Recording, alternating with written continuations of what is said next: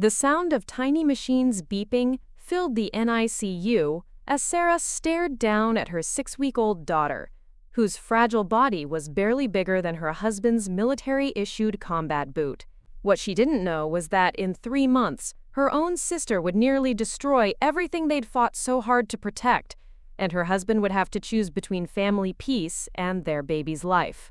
Before we jump back in, tell us where you're tuning in from, and if this story touches you, make sure you're subscribed, because tomorrow I've saved something extra special for you. Sarah Martinez had never imagined that the first months of motherhood would be spent in a hospital corridor, pumping breast milk every 3 hours while her daughter fought for life behind glass walls. Luna had arrived at 28 weeks, weighing barely 2 pounds, her lungs underdeveloped and her digestive system too immature for normal feeding.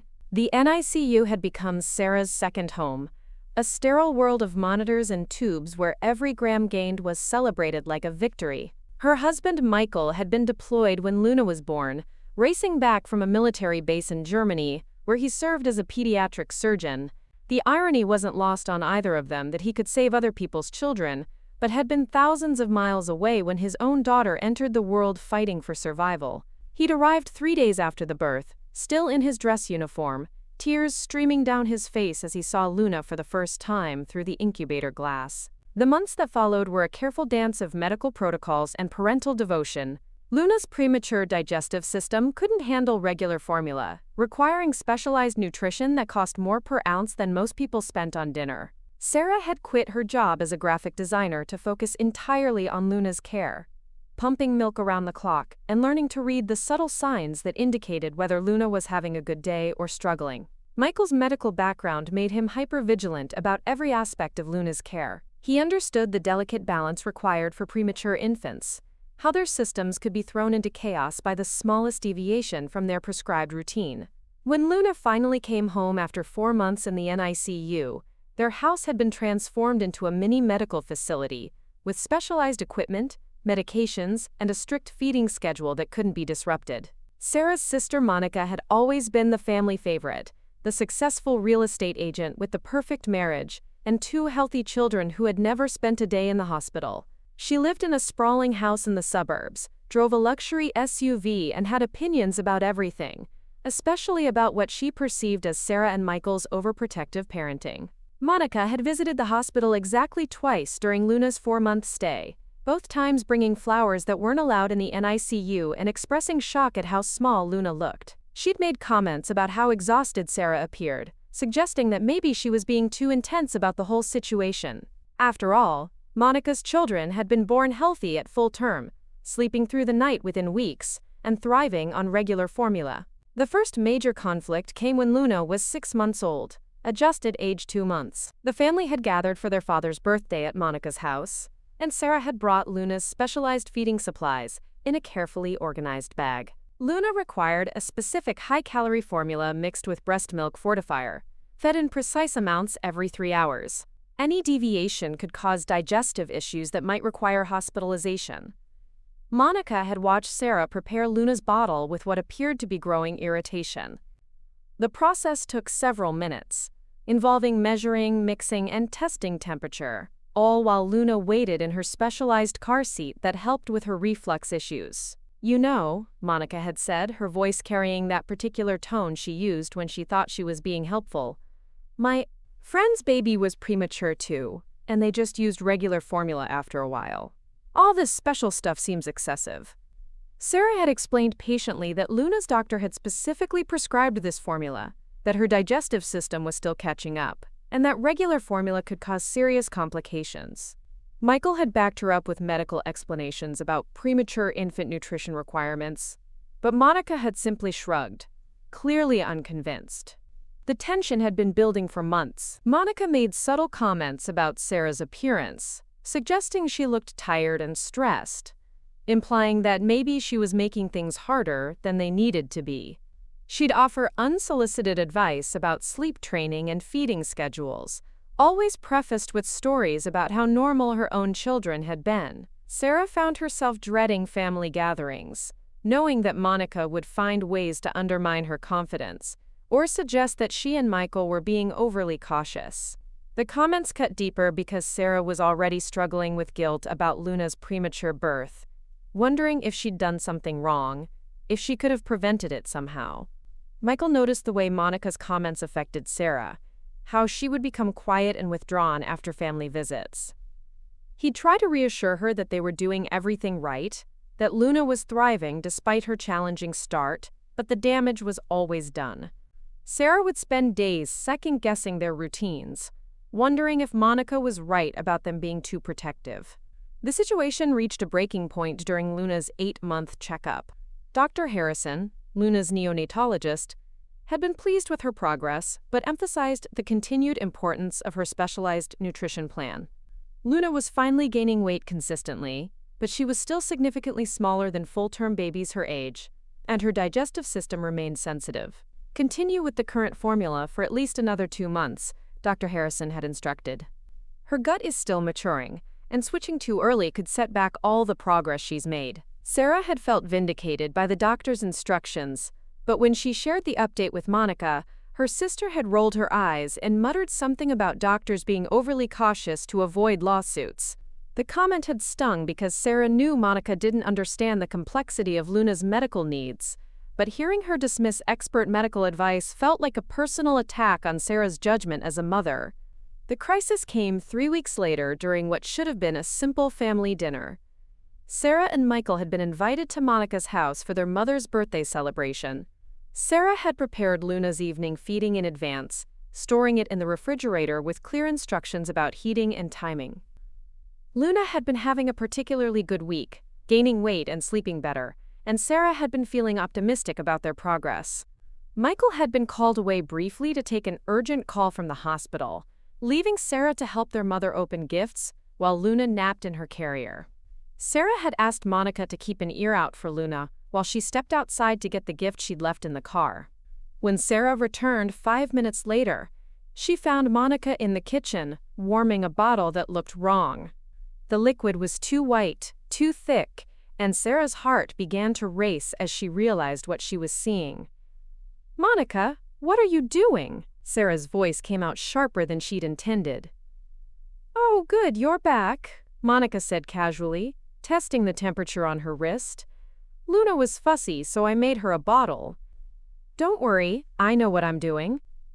Sarah looked at the counter and saw an opened container of regular infant formula, the kind Monica used for neighborhood babysitting, sitting next to Luna's untouched specialized feeding that had been clearly labeled in the refrigerator. "You can't give her that," Sarah said, her voice rising with panic. "She has to have her special formula. I explained this." Dr. Harrison said, "Sarah, relax," Monica interrupted, that familiar condescending tone creeping into her voice. "It's just formula. Babies have been drinking regular formula for decades. You're being paranoid." The sound of Luna crying came from the living room, and Monica moved toward her with the wrong bottle in hand. Sarah stepped in front of her, her heart pounding with a fear that went beyond typical maternal worry. This wasn't about preferences or parenting styles. This was about Luna's health, potentially her survival. "Monica, stop. You don't understand. Luna's digestive system can't process regular formula. It could make her seriously sick." "You're being ridiculous," Monica said, trying to step around Sarah. "My friend's premature baby switched to regular formula at 6 months. Luna's 8 months old. She's fine." But Sarah knew Luna wasn't fine in the way Monica understood fine. Luna was surviving, thriving even, but only because of careful medical management. Her weight gain was still precarious, her digestive system still immature. Regular formula could trigger complications that might require immediate hospitalization. "Give me the bottle," Sarah demanded, her voice steady despite the panic coursing through her. "No," Monica said firmly. "I'm going to feed my niece, and you're going to see that nothing terrible happens. You need to learn to trust other people with your child." The confrontation escalated quickly. Sarah tried to take the bottle from Monica's hands, and Monica pulled away, some of the formula spilling onto the kitchen floor. The sound of their raised voices drew attention from the living room. where their parents and Michael's mother were still celebrating. "What's going on in here?" their mother asked, appearing in the doorway with a concerned expression. "Sarah's having one of her episodes," Monica said, her voice taking on the patient tone of someone dealing with an unreasonable person. "I'm trying to feed Luna, and she's acting like I'm poisoning the baby." "You might as well be," Sarah shot back, her composure finally cracking. "That formula could put her in the hospital. She has specific medical needs that you're choosing to ignore." Their mother looked between her daughters with confusion. She'd never fully understood the complexity of Luna's medical situation, having raised her own children in an era when premature babies either survived without intervention or didn't survive at all. The idea that an 8-month-old baby might have ongoing dietary restrictions seemed excessive to her generation.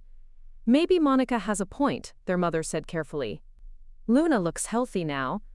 Perhaps you're being a bit overprotective." The words hit Sarah like a physical blow.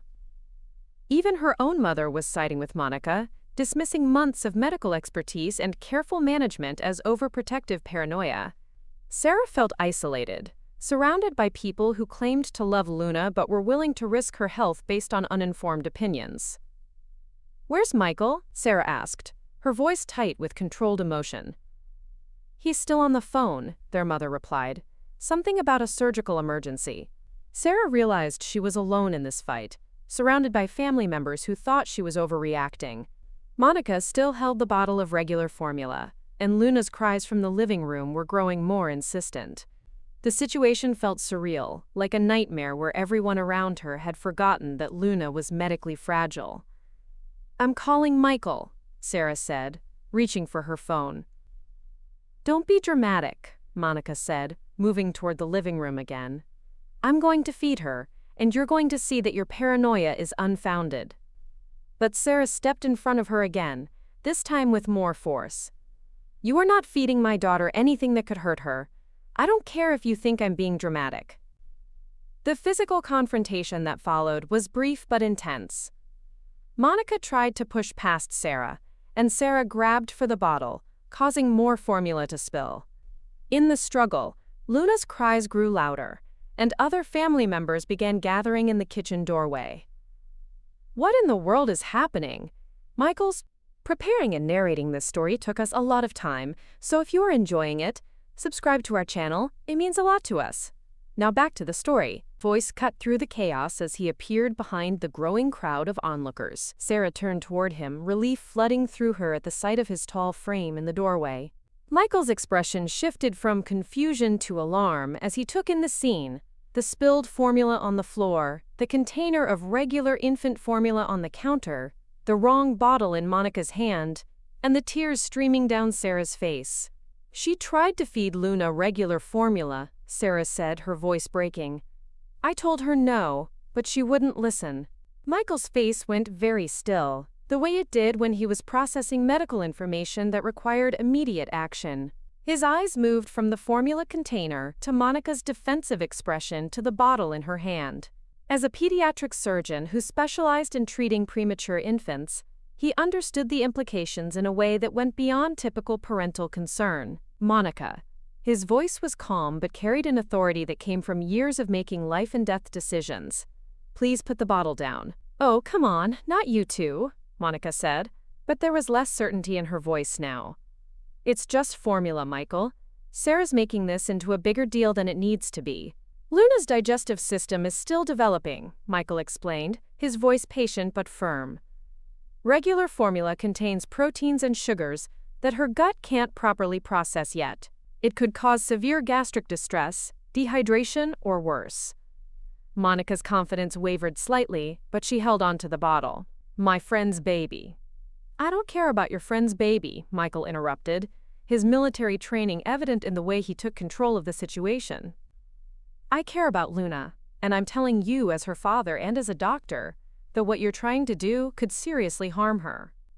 The room fell silent, except for Luna's continued crying from the living room. Sarah could see doubt creeping into Monica's expression, but pride was keeping her from backing down completely. "You're both being overprotective," their mother interjected, trying to diffuse the tension. "Monica raised two healthy children. She knows what she's doing." That was when Michael's patience finally broke. His voice remained controlled, but there was steel underneath it that Sarah had only heard when he was dealing with medical emergencies. "No," he said firmly, addressing the entire room. "She doesn't know what she's doing, and neither do any of you. Luna spent 4 months in the NICU fighting for her life. She's gained 8 ounces in the past month, which might not sound like much to you, but it represents weeks of careful nutrition management. Every gram matters. Every feeding matters." He turned specifically to Monica, his expression serious but not unkind. "If you give her that formula, and she has a reaction, she'll end up back in the hospital. Her digestive system could shut down. She could become dehydrated to the point of needing IV fluids. In extreme cases, it could trigger a failure to thrive episode that takes months to recover from." The medical details hung in the air like a weight that no one knew how to carry. Sarah watched her family members exchange uncertain glances, beginning to understand that this wasn't about parenting preferences, but about genuine medical necessity. Monica looked down at the bottle in her hand as if seeing it clearly for the first time. "I didn't know," she said quietly. "You didn't want to know," Michael replied, not harshly but truthfully. "Sarah has explained Luna's medical needs multiple times. Dr. Harrison has explained them. But you've chosen to believe that your opinion matters more than medical expertise." The accusation hung in the room like smoke, impossible to ignore. Sarah saw her mother's expression shift as she began to understand the gravity of what had almost happened. Monica set the bottle down on the counter with shaking hands, the weight of nearly harming her niece finally hitting her. "I need to feed Luna now," Sarah said quietly, moving toward the refrigerator where Luna's proper formula waited. As she prepared the correct bottle, Sarah could hear Michael addressing the room behind her, his voice carrying the authority of someone used to explaining complex medical situations to worried families. "Luna wasn't born just small," he was saying. "She was born with underdeveloped organ systems. Her lungs, her heart, her digestive tract. Everything was immature. The past 8 months have been about supporting her development while her body catches up to where it should be. Every decision we make about her care is based on medical protocols designed to keep her healthy and growing." Sarah finished preparing Luna's bottle and moved toward the living room, leaving Michael to continue educating her family about the realities of caring for a premature infant. As she lifted Luna from her carrier and began feeding her the proper formula, Sarah felt a mixture of relief and exhaustion that went bone deep. Luna settled immediately once she began eating, her tiny body relaxing against Sarah's chest as she took the familiar nutrition her system needed. Sarah could hear Michael's voice continuing in the kitchen, patient but unwavering, as he explained the medical complexities that her family had been dismissing for months. The feeding took 20 minutes, followed by the careful burping and positioning routine that helped prevent Luna's reflux. By the time Sarah returned to the kitchen, the atmosphere had shifted completely. Monica sat at the kitchen table looking pale and shaken, while their mother busied herself cleaning up the spilled formula with unusual intensity. "Is she okay?" Monica asked quietly when Sarah appeared. "She's fine," Sarah replied, "because she got the nutrition she actually needs." Michael had apparently used the time to give a thorough education about premature infant care. Because the defensive attitudes that had filled the room earlier were gone, replaced by a subdued recognition of how close they'd come to causing real harm. "I'm sorry," Monica said, her voice barely above a whisper. "I really didn't understand. I thought you were just being difficult." Sarah sat down across from her sister, Luna sleeping peacefully in her arms. Being difficult would be insisting on organic formula when regular would work fine, or demanding a specific brand for no medical reason. This isn't about preferences, Monica. This is about keeping Luna alive and healthy. The word alive seemed to hit Monica like a physical blow. For the first time, she appeared to grasp that Luna's medical needs weren't suggestions or overcautious parenting choices, but literal requirements for survival and continued development. "What can I do?" Monica asked. "How can I help instead of making things harder?" It was the first time Monica had ever asked how to support them, rather than offering unsolicited advice. Michael answered before Sarah could respond. "Learn about Luna's actual condition. Ask questions about her care so you understand what we're dealing with. Trust that we're not being overprotective. We're being appropriately protective of a child with complex medical needs."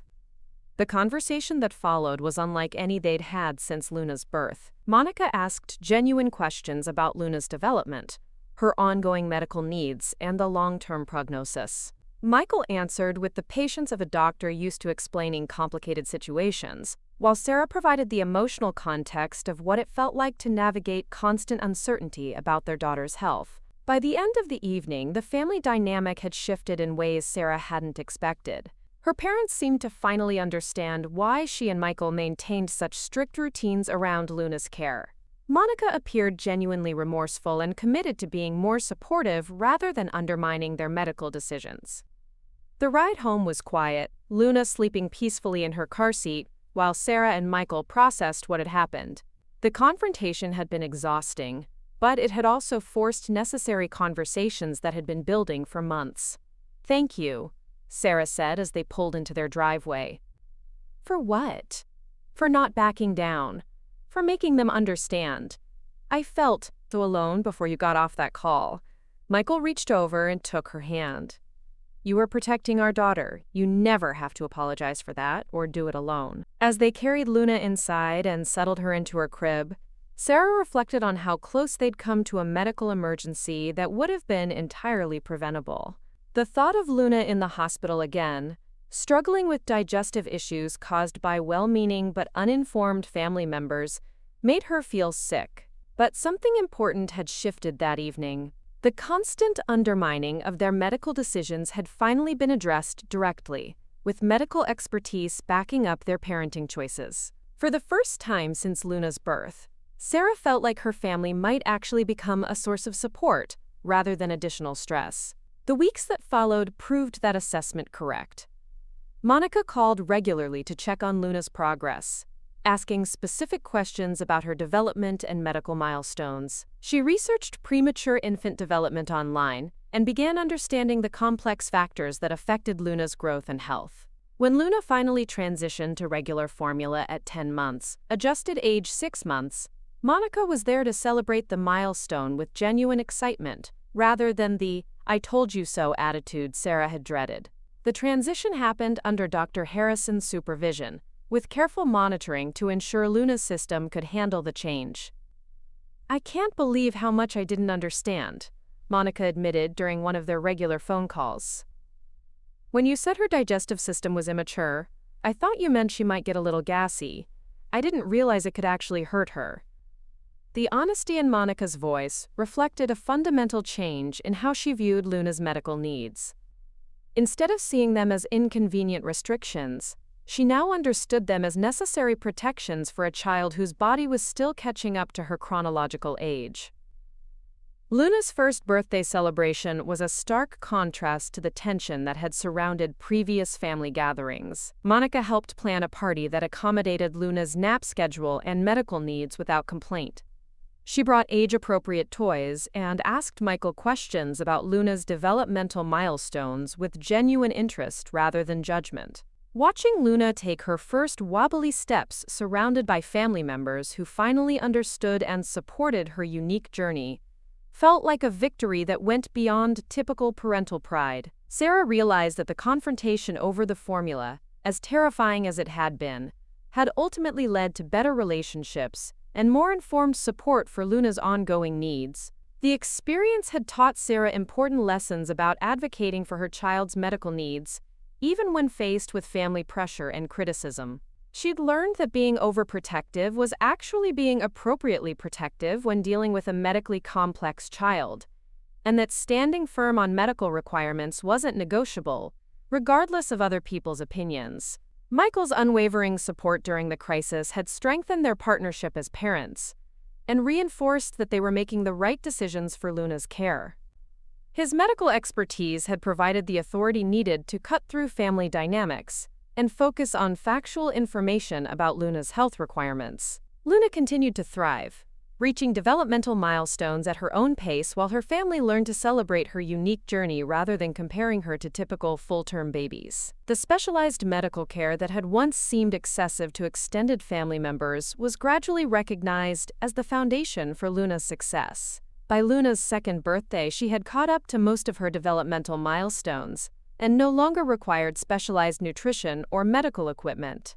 The transformation from a fragile NICU baby to a healthy, active toddler was dramatic enough that even Monica marveled at the difference careful medical management had made.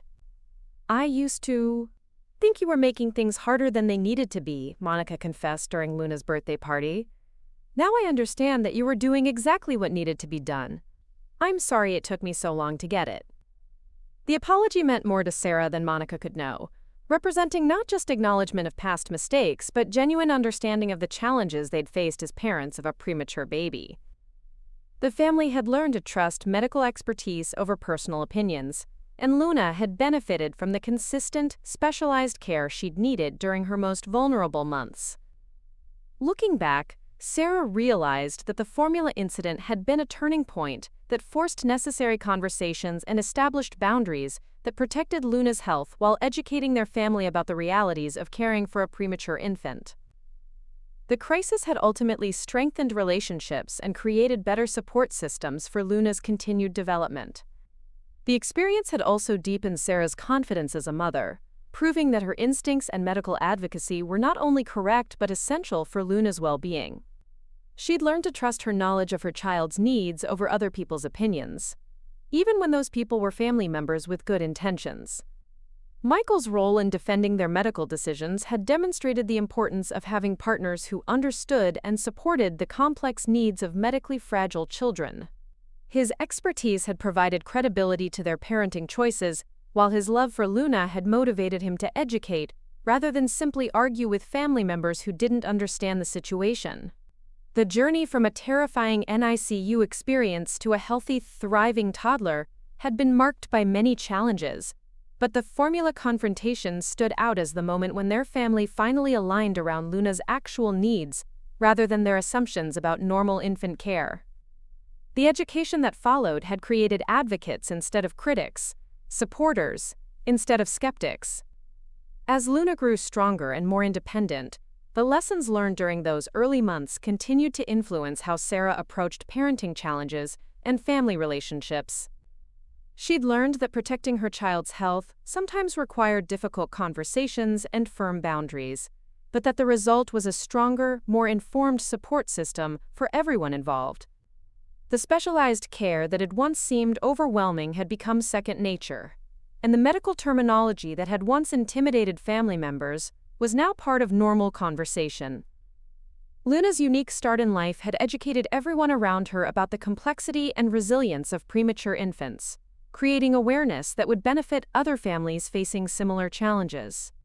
The transformation was complete when Monica began volunteering with a local organization that supported NICU families, using her own education about premature infant care to help other parents navigate the complex medical and emotional challenges they faced. Her journey from critic to advocate demonstrated the power of education and empathy in changing perspectives about medical needs and parental advocacy. Sarah watched her sister help other families understand the importance of following medical protocols for premature infants, sharing lessons learned from her own mistakes and the education that followed. The crisis that had once threatened to tear their family apart had ultimately made them stronger advocates for children with complex medical needs. Luna's story became one of triumph not just over prematurity, but over ignorance and family dysfunction that could have undermined her health.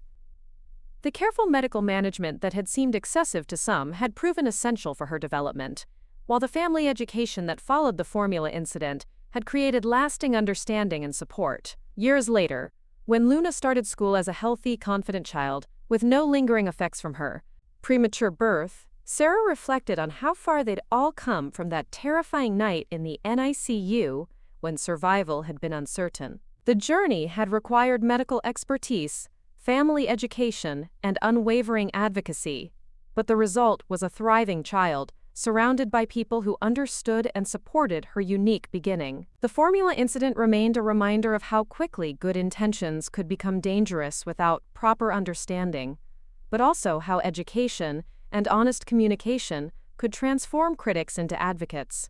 Luna's healthy development stood as proof that the careful medical management her parents had insisted upon was not only appropriate but essential for her success.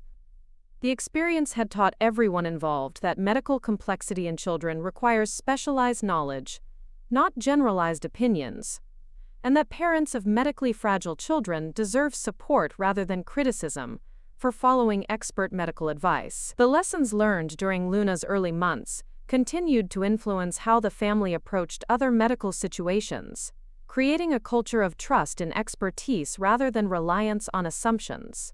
Sarah's journey from an exhausted NICU mother to a confident advocate for her child's medical needs had been shaped by the crisis that forced her family to confront their misconceptions about premature infant care. The education that followed had created better relationships and more informed support systems, proving that difficult conversations about medical needs could lead to positive outcomes for everyone involved. Luna's healthy development stood as testament to the importance of following medical protocols for premature infants, while her family's transformation from critics to advocates demonstrated the power of education in creating understanding and support for children with complex medical needs. The story that began with conflict and misunderstanding had evolved into one of education, advocacy, and family growth that continued to influence how they approached challenges together.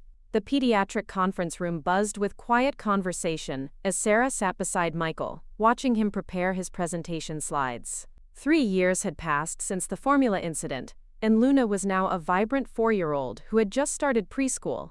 But the ripple effects of that confrontation continued to shape their lives in ways Sarah never could have anticipated. Michael had been invited to speak at the Regional Pediatric Medicine Conference about premature infant nutrition protocols, specifically addressing the dangers of uninformed feeding decisions by well-meaning family members. His presentation, titled "When Good Intentions Become Medical Emergencies," had grown out of his experience with Luna and the research he'd conducted afterward into similar incidents across the country. Sarah watched the audience of doctors, nurses, and medical students file into the conference room, many of them carrying tablets and notebooks, ready to learn about a topic that had once been simply their lived reality. The transformation of their personal crisis into educational material for medical professionals felt surreal, but also deeply meaningful. "Are you nervous?" Sarah asked, adjusting Luna's position on her lap. Luna had insisted on coming to see Daddy speak to the doctors, her curiosity about medical settings having developed naturally from growing up around constant healthcare conversations. "Not nervous exactly," Michael replied, reviewing his notes one final time. "More aware of the responsibility. Every case study I'm presenting represents a family that went through what we went through, or worse." The presentation began with statistical data about premature infant feeding complications, but quickly moved into real case studies that illustrated the human cost of medical misunderstandings. Michael's military bearing and medical expertise commanded immediate attention from the audience, but it was his personal investment in the topic that made the presentation truly compelling. Case study number 4 involves an 8-month-old former 28-week preemie whose extended family member attempted to substitute regular infant formula for prescribed specialized nutrition, Michael said, clicking to a slide that showed Luna's growth charts without identifying information. The intervention prevented potential hospitalization, but the incident highlighted critical gaps in family education about ongoing medical needs. Sarah listened to her husband describe their personal crisis in clinical terms, translating their emotional trauma into educational material that could help other families avoid similar dangers. The professional distance required for medical presentation couldn't hide the passion behind his words, the understanding that came from personal experience rather than just textbook knowledge. During the question and answer session, a young resident raised her hand. "Dr. Martinez, in your experience, what's the most effective way to communicate complex medical needs to family members who may not have medical backgrounds?" Michael paused, and Sarah could see him considering how to balance professional advice with personal insight. "Clear, specific education about consequences rather than just instructions," he replied. "Instead of saying, 'use this formula,' explain what happens if the wrong formula is used." Help them understand that medical protocols exist for medical reasons, not parental preference. Another doctor asked about long-term outcomes for premature infants who receive consistent specialized care versus those who experience feeding interruptions.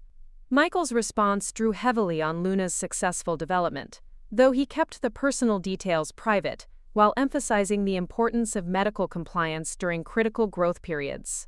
After the presentation, several medical professionals approached Michael with their own stories about family interference in pediatric medical care. A NICU nurse shared her frustration with grandparents who questioned medication schedules, while a pediatric nutritionist described cases where cultural feeding practices conflicted with medical necessities for premature infants. The education component is crucial. Dr. Patricia Wong, the conference coordinator, told Michael as they gathered the presentation materials. Would you be interested in developing this into a family education program? We're looking for ways to better prepare families for managing complex medical needs at home.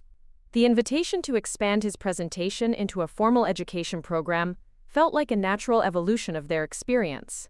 Sarah found herself imagining Monica's reaction to learning that her near mistake had inspired medical education initiatives designed to prevent similar incidents in other families. Luna had spent the presentation coloring quietly in her notebook, occasionally looking up to watch her father speak to the room full of doctors. At 4 years old, she understood that Daddy helped sick children get better, and that she had once been a sick baby who needed special care. The medical complexity of her early life had been normalized for her, through age-appropriate explanations and regular checkups that celebrated her continued health. "Did Daddy do good?" Luna asked as they packed up to leave the conference. "Daddy did very good," Sarah confirmed. "He taught other doctors how to take care of babies like you used to be." The drive home gave Sarah time to reflect on how dramatically their lives had changed since that confrontation in Monica's kitchen. What had begun as a family conflict over feeding decisions had evolved into medical advocacy that extended far beyond their personal situation. Michael's expertise, combined with their lived experience, had created opportunities to educate healthcare professionals about the human factors that complicated pediatric medical care. Monica had become an unexpected ally in these educational efforts. Her transformation from critic to advocate had been so complete that she now volunteered regularly with the hospital's family support program, sharing her own story about learning to understand complex medical needs. Her honesty about her initial resistance and subsequent education made her particularly effective at reaching other family members who struggled to accept medical protocols they didn't understand. "I tell them exactly what I did wrong," Monica had explained during one of their recent conversations. "I share how close I came to hurting Luna because I thought I knew better than her doctors. It usually gets their attention pretty quickly." Monica's volunteer work had introduced her to dozens of families navigating similar challenges with premature infants, medically complex children, and extended family members who questioned medical decisions. Her perspective as someone who had learned from serious mistakes rather than someone who had always understood medical complexities made her uniquely qualified to reach resistant family members. The phone rang as they arrived home, Luna racing ahead to greet their dog while Sarah and Michael unloaded the car. The caller ID showed Monica's name, and Sarah answered with the casual familiarity that had replaced the tension that once characterized their communications. "How did Michael's presentation go?" Monica asked immediately. "Really well," Sarah replied, following Luna into the house while balancing her purse and Luna's coloring supplies. "He had a great audience, lots of good questions, and they want him to develop it into a bigger program." "That's fantastic. I've been telling the families here about his research. Some of them are dealing with exactly the kind of resistance we used to have. Would it be okay if I shared his contact information with a few of them?"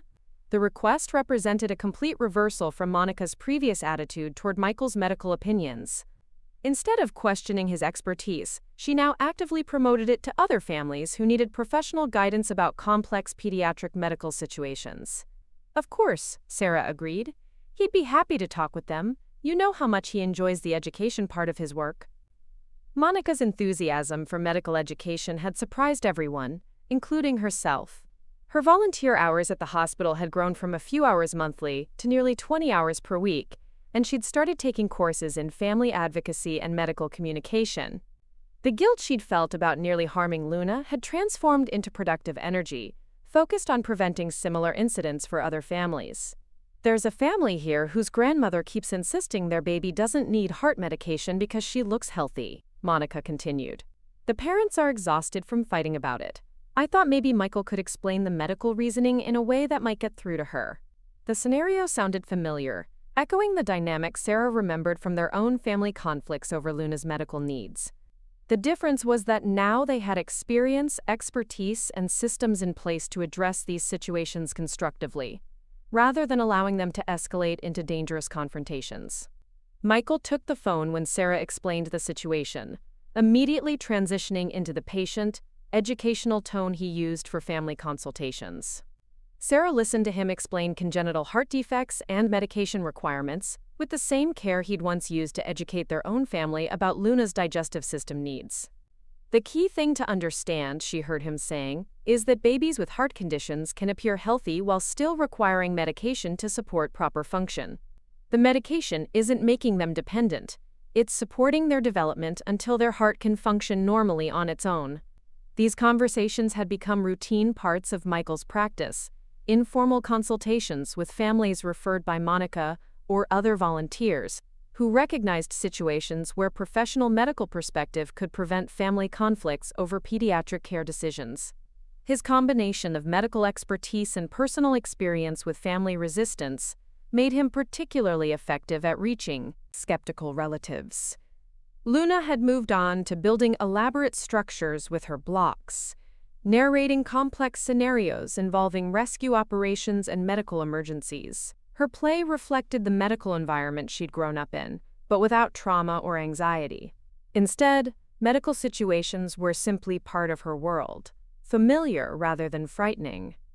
"Daddy," Luna called from her play area, "can you help the blocks get better? They have a hurt leg." Michael knelt beside her construction project, examining the injured block with mock seriousness. "This looks like it might need surgery," he said, producing a play stethoscope from Luna's toy medical kit. "What do you think, Dr. Luna?" Their play medical examinations had become a bonding ritual that normalized healthcare interactions, while allowing Luna to process her early medical experiences through age-appropriate activities. Sarah watched them collaborate on treating the injured block, noting how naturally Luna had absorbed medical concepts and terminology without developing the anxiety that sometimes affected children with extensive medical histories. The doorbell interrupted their play session, and Sarah opened the door to find their neighbor Mrs. Patterson holding a casserole dish and wearing the expression of someone who needed to share important news. "Sarah, dear, I hope you don't mind me stopping by unannounced," Mrs. Patterson began, "but I just had to tell you what happened at my daughter's house this weekend." Mrs. Patterson's daughter lived across the country and had recently given birth to twins, one of whom had been born with respiratory complications requiring specialized care. The story that followed was startlingly familiar. Well-meaning relatives questioning medical protocols, suggesting that doctors were being overly cautious and pressuring the parents to relax restrictions around the baby's care. "I told my daughter about your family's experience," Mrs. Patterson continued, "and how you and Michael handled the situation with Luna's special needs. She said it gave her the confidence to stand firm when her mother-in-law wanted to ignore the doctor's instructions about the baby's breathing treatments." The ripple effects of their story continued to surprise Sarah. What had once felt like an isolated family crisis had somehow become a reference point for other families facing similar challenges. The education and advocacy that had grown from their experience was reaching people they'd never met, in situations they'd never directly encountered. "Would Michael be willing to talk with my daughter?" Mrs. Patterson asked. "She's feeling pretty isolated out there, and I think hearing from someone who's been through similar medical complexity with family interference might help." Michael readily agreed to the consultation, adding another family to the informal network of people he counseled about managing complex pediatric medical needs while dealing with resistant family members. Each conversation reinforced the patterns they'd identified: families struggling with medical complexity, relatives who questioned expert advice, and parents caught in the middle trying to protect their children's health while maintaining family relationships. The phone call with Mrs. Patterson's daughter lasted over an hour, covering everything from specific medical protocols to strategies for family communication about pediatric health needs. Sarah listened to Michael explain the same concepts he'd once had to defend in their own family, now sharing them as established expertise rather than desperate advocacy. The most important thing to remember, Michael told the young mother, is that you're not being overprotective when you follow medical instructions. You're being appropriately protective of a child with specific medical needs. The people questioning those needs usually don't understand the consequences of ignoring them.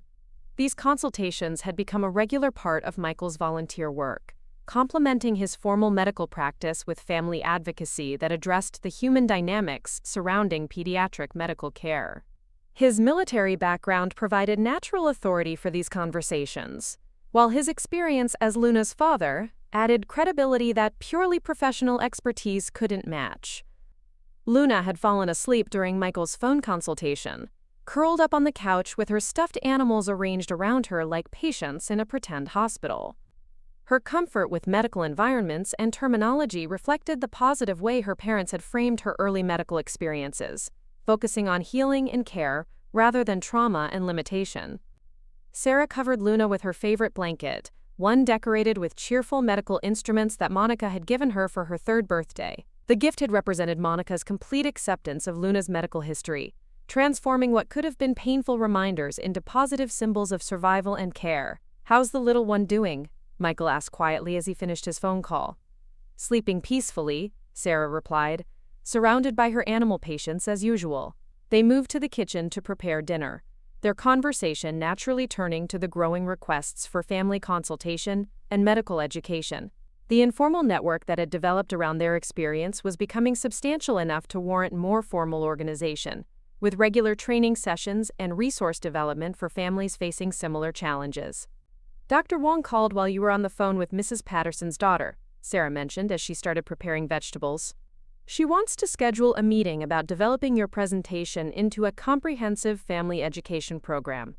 Apparently, several hospitals are interested in implementing similar initiatives." The prospect of expanding their advocacy work into a formal program felt both exciting and overwhelming. Sarah remembered the isolation and confusion she'd felt during Luna's early months, when every family gathering had felt like a battle over medical decisions.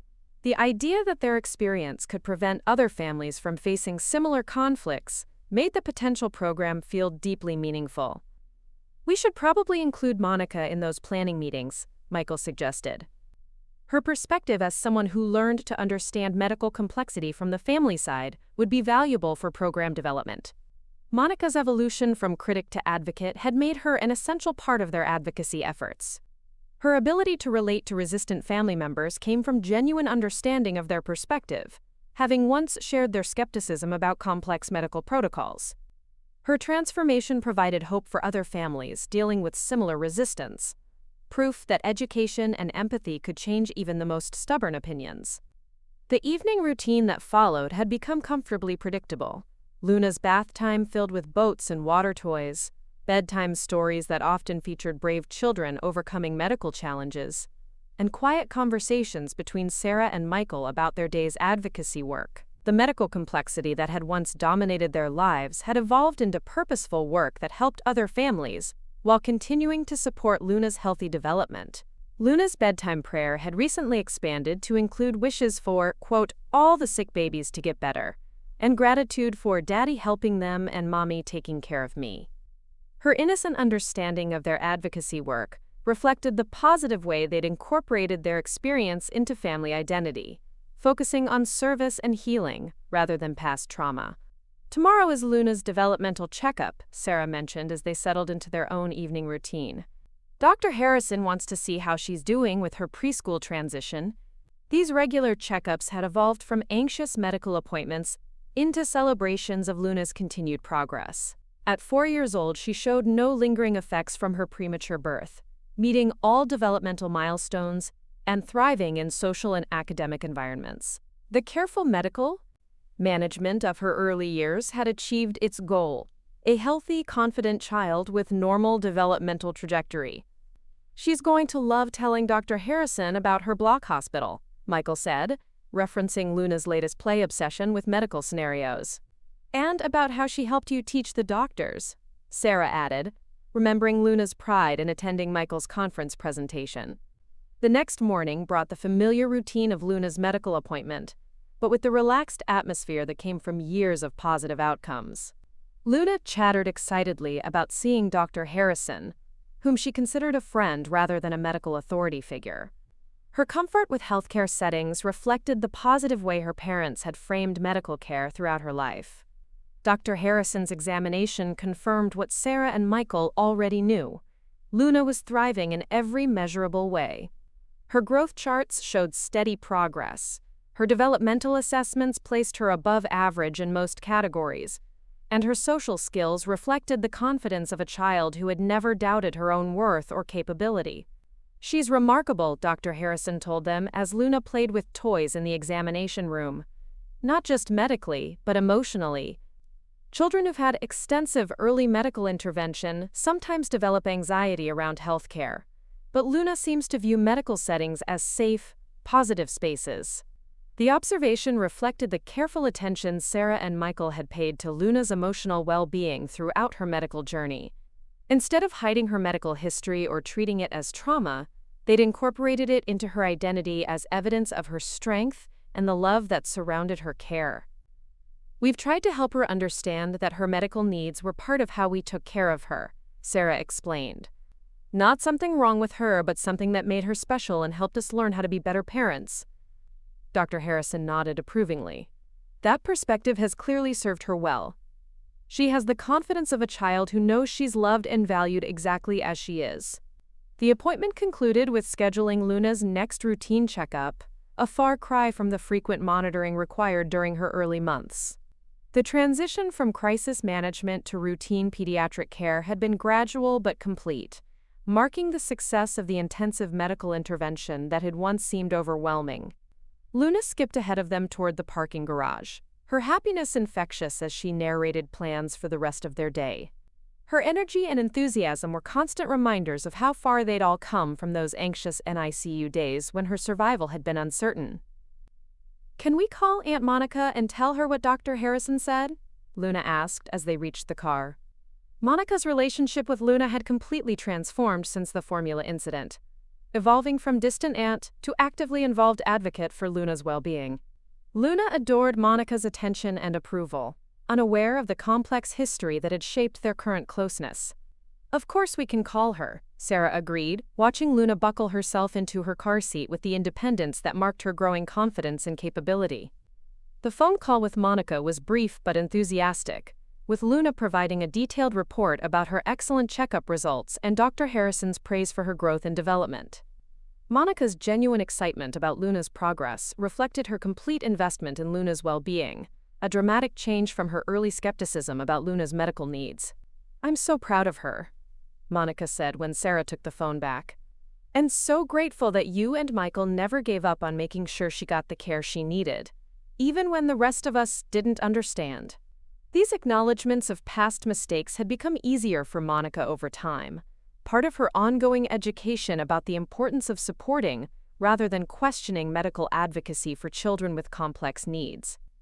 Her willingness to admit error and learn from it had made her more effective as a volunteer advocate for other families. "We're all proud of her," Sarah replied, "and proud of how much our whole family has learned about supporting children with medical needs." The conversation shifted to Monica's upcoming volunteer training session, where she would be sharing her story with a new group of family advocates.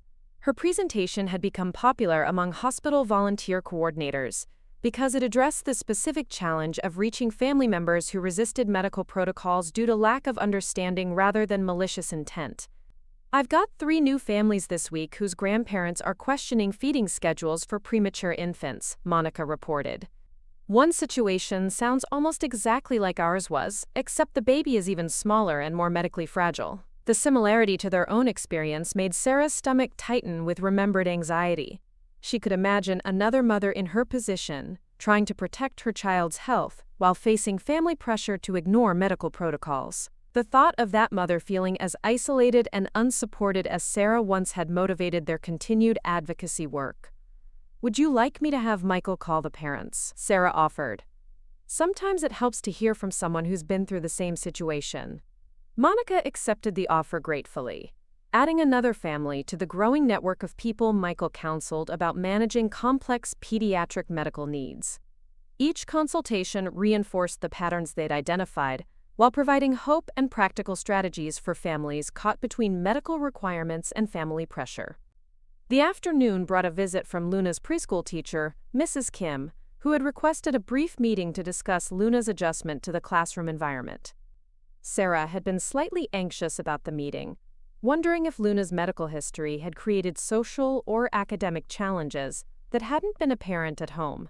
"Luna is doing beautifully," Mrs. Kim began, immediately alleviating Sarah's concerns. "She's bright, engaged, and shows remarkable empathy for classmates who are having difficulties. I actually wanted to talk with you about her interest in helping other children." The conversation that followed revealed that Luna had naturally gravitated toward classmates who seemed sad or uncertain, offering comfort and assistance with the same caring instinct her parents had modeled throughout her life. Her experience receiving intensive care and support had apparently taught her to recognize when others needed similar attention. "She told me that sometimes children need special help, just like she used to need special milk," Mrs. Kim explained. "She seems to understand that needing help doesn't mean there's anything wrong with someone, just that they're growing and learning in their own way." Luna's perspective on individual differences and special needs reflected the positive framework her parents had used to explain her own medical history. Instead of viewing medical complexity as limitation or embarrassment, she understood it as natural variation that required appropriate support and care. "There's one little boy in our class who has some developmental delays," Mrs. Kim continued. "Luna has naturally become his friend and advocate, helping him with activities and including him in group play. Her kindness and understanding are remarkable for a 4-year-old. The description filled Sarah with pride that went beyond typical parental satisfaction. Luna's empathy and advocacy skills were direct results of the care and education she'd received throughout her own medical journey. The positive way her parents had framed her needs had taught her to extend similar understanding and support to others. "We've always tried to help her understand that everyone has different needs," Sarah explained, "that needing extra help or special care is normal and nothing to be ashamed of." Mrs. Kim nodded enthusiastically. "That perspective is evident in how she interacts with all her classmates. She celebrates differences rather than avoiding them, and her acceptance helps other children feel more comfortable with diversity too." The meeting concluded with Mrs. Kim asking if Sarah and Michael would be interested in participating in a school presentation about family diversity and medical needs. Luna had apparently mentioned her premature birth and ongoing medical checkups during show and tell, generating questions from classmates that Mrs. Kim felt could be addressed constructively through family education. "Luna seems proud of her medical history rather than embarrassed by it," Mrs. Kim observed. "That confidence could help other children understand that medical needs are just part of some people's lives, not something to fear or avoid." The invitation to share their story with Luna's classmates felt like a natural extension of their advocacy work, bringing medical education to an even younger audience. Sarah imagined 4-year-olds learning that some babies need special care, that medical equipment helps rather than hurts, and that children with medical histories can be healthy, happy, and normal. "We'd be happy to participate," Sarah agreed. "Luna loves talking about how the doctors helped her when she was little." The drive home from preschool gave Sarah time to reflect on how completely their lives had been transformed by Luna's medical journey and the family conflicts it had generated. What had begun as a crisis of family understanding had evolved into comprehensive advocacy work that touched multiple communities and countless families. Luna's cheerful chatter from the back seat provided a soundtrack of normalcy that contrasted sharply with Sarah's memories of anxious car rides to and from medical appointments during those early months.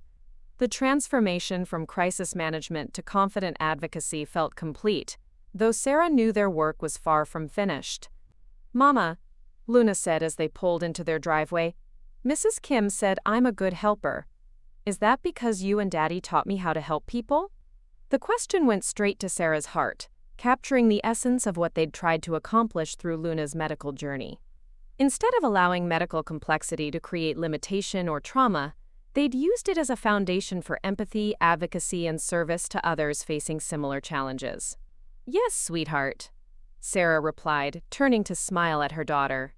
"You learned about helping people, because so many people helped you when you needed it. Now you know how to help others the same way."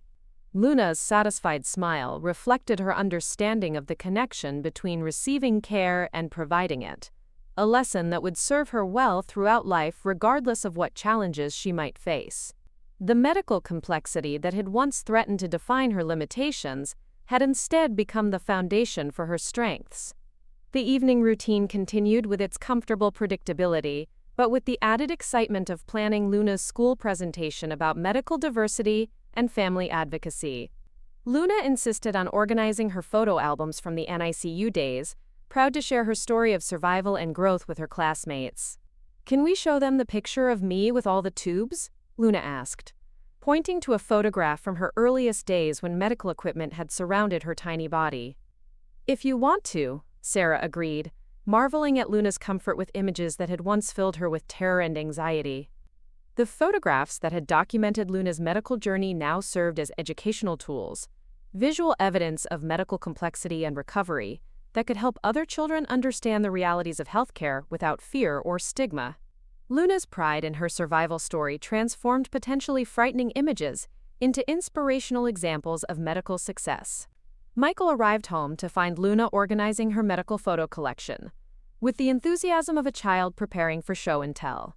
His expression of wonder and gratitude was the same one Sarah had seen countless times when Luna's resilience and confidence reminded them both of how far their family had traveled from those uncertain early days. "Are you excited about teaching your classmates about premature babies?" Michael asked, settling beside Luna to examine her carefully selected photographs. "Yes," Luna replied enthusiastically. "I want them to know that babies who need extra help can still grow up strong and healthy like me." The simple statement captured the essence of their advocacy work, demonstrating that medical complexity didn't limit potential, that appropriate care led to positive outcomes, and that children with medical histories deserved the same opportunities and expectations as their peers. Luna's confidence in her own story provided the most powerful evidence of successful medical intervention and family support. The planning session that followed involved selecting age-appropriate photographs, developing simple explanations of medical concepts, and preparing answers to questions that curious 4-year-olds might ask about premature birth, medical equipment, and ongoing healthcare needs. Luna's enthusiasm for sharing her story reflected her complete comfort with her medical history and her understanding of its educational value. "I think we should tell them about how Aunt Monica learned to understand my special needs," Luna suggested, remembering the transformation she'd witnessed in her aunt's attitude and involvement. The suggestion surprised Sarah with its insight. Luna had apparently absorbed the lessons from Monica's education and advocacy journey, understanding that people could learn to support medical needs even if they didn't initially understand them. Her desire to share that hope with her classmates reflected wisdom beyond her years. "That's a wonderful idea," Michael agreed. "It shows that families can learn to be helpful even when they don't understand everything at first." The inclusion of Monica's transformation in their presentation would add an important dimension to the story, demonstrating that medical advocacy often required education and persistence rather than just professional expertise. Luna's classmates would learn that supporting children with medical needs was something families could grow into with proper understanding and commitment. The phone rang as they finished planning the presentation, and Michael answered to find Dr. Wong calling about the family education program development. The conversation that followed lasted nearly an hour, covering everything from curriculum development to implementation strategies for hospital-based family advocacy training. "We're looking at a pilot program that would serve 3 regional hospitals," Dr. Wong explained. "The goal would be comprehensive family education about pediatric medical complexity, with specific focus on preventing conflicts between medical requirements and family expectations." The scope of the proposed program exceeded anything Sarah had imagined growing from their personal experience. The idea that their family crisis could evolve into systematic medical education felt both humbling and inspiring, evidence that individual advocacy could generate broader social change. Monica would be an essential part of the program, Michael told Dr. Wong.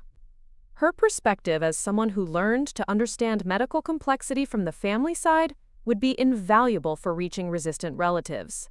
The conversation concluded with plans for a comprehensive planning meeting that would include Monica, other family advocates, medical professionals, and hospital administrators. The collaborative approach reflected the understanding that effective medical advocacy required input from all stakeholders, not just healthcare providers. Luna had fallen asleep during Michael's phone conversation, exhausted by her busy day of medical appointments, school meetings, and presentation planning. Sarah carried her to bed, noting how completely relaxed and secure Luna appeared even while sleeping. The confidence and peace that characterized Luna's daily life stood as the best evidence of successful medical intervention and family advocacy. "She's amazing," Michael said quietly as they watched Luna sleep surrounded by her stuffed animals and medical play equipment. "She's the reason we do all of this," Sarah replied, understanding that their advocacy work would continue as long as other families needed support navigating complex medical situations. The realization that their personal crisis had generated lasting positive change for other families felt like the ultimate validation of their efforts. Luna's healthy development was wonderful, but the broader impact of their advocacy work ensured that her medical journey had meaning beyond their individual family success. The evening concluded with Sarah and Michael planning their upcoming presentations and consultations, their calendar filled with opportunities to share their experience and expertise with other families facing similar challenges. The work had become a natural extension of their family identity, as integral to their daily routine as Luna's bedtime stories and medical checkups. As they prepared for sleep, Sarah reflected on the unexpected journey that had brought them from crisis to advocacy, from family conflict to medical education, from isolated struggle to community leadership. Luna's premature birth had challenged everything they thought they knew about parenting, family dynamics, and medical complexity, ultimately teaching them lessons that continued to benefit other families facing similar situations. The transformation was complete, but the work continued, each family consultation and educational presentation, adding to the growing network of support for children with complex medical needs and the families who advocated for their care. Luna's story had become part of a larger narrative about medical advocacy, family education, and the power of personal experience to generate broader social change. The future held promises of continued growth for Luna, expanded advocacy opportunities for Sarah and Michael, and ongoing education for families navigating the complex intersection of medical needs and family dynamics. The crisis that had once threatened to divide their family had ultimately united them around a shared mission of service, education, and support for others facing similar challenges. Luna's healthy sleep was the daily reminder that their advocacy work had purpose and meaning beyond personal satisfaction, that every family they helped represented another child who would receive appropriate medical care, despite potential family resistance or misunderstanding. The work would continue as long as families needed support, and Luna's story would remain the foundation for hope and education that could prevent other children from experiencing the dangers of well-meaning but uninformed family interference in medical care. The auditorium at Children's Hospital was packed beyond capacity, with medical professionals, families, and advocates filling every seat while others stood along the walls. Sarah watched from the side stage as Michael adjusted his microphone, preparing to deliver the keynote address at the first annual conference on family-centered pediatric care. 6 years had passed since the formula incident, and their advocacy work had grown into a nationally recognized program that had helped thousands of families navigate complex medical situations. Luna, now 10 years old and thriving in 5th grade, sat in the front row beside Monica, both of them beaming with pride as Michael began his presentation. The transformation of their family crisis into a movement that influenced medical practice across the country felt surreal, but the packed auditorium was undeniable evidence of the impact their story had generated. 6 years ago, my wife and I faced a crisis that nearly resulted in our daughter's hospitalization, Michael began, his voice carrying clearly through the sound system. A well-meaning family member attempted to substitute regular infant formula for the specialized nutrition our premature daughter required. The intervention that prevented potential medical emergency taught us that good intentions without proper understanding can be dangerous, while education and empathy can transform critics into advocates. Sarah listened to her husband address the audience with the confidence and authority that had developed through years of speaking about their experience.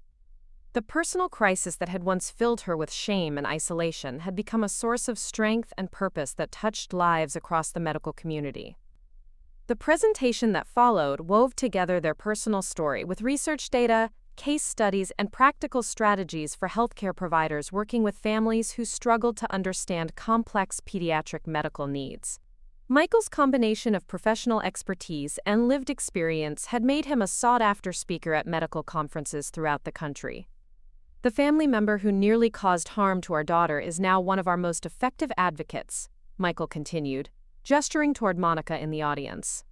Her transformation from critic to champion demonstrates that resistance to medical protocols often stems from lack of understanding rather than malicious intent. When we invest in education rather than confrontation, we can turn potential obstacles into powerful allies. Monica's face glowed with pride and purpose as the audience turned to acknowledge her presence. Her journey from formula incident to national advocacy had been remarkable, including completion of a formal certification program in family medical advocacy and development of educational materials used in hospitals across 3 states. The presentation concluded with a video montage featuring families whose lives had been touched by their advocacy program. Parents shared stories of successful medical outcomes achieved despite initial family resistance, while former skeptics like Monica described their transformation from critics to supporters. Luna appeared briefly in the video, confidently explaining to a group of young children that needing medical help didn't make someone different or weak. The standing ovation that followed lasted several minutes, with audience members approaching the stage to share their own stories of family medical conflicts and successful interventions. Sarah watched the crowd with amazement, remembering the isolation she'd felt during Luna's early medical crisis when it seemed like no one understood the complexity of their situation. Dr. Patricia Wong, now director of the National Pediatric Family Advocacy Initiative, joined Michael on stage as the applause subsided.